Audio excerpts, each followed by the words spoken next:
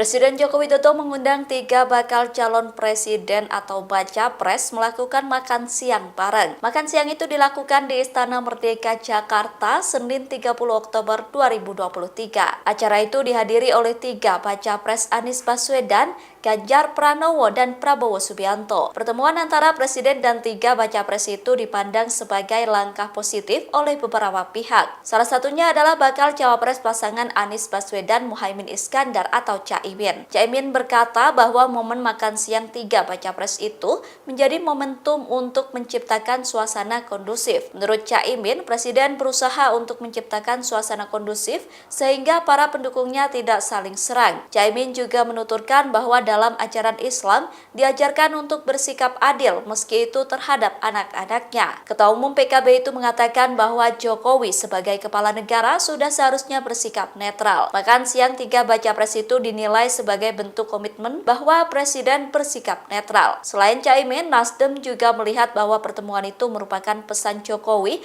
akan bersikap netral di Pilpres 2024.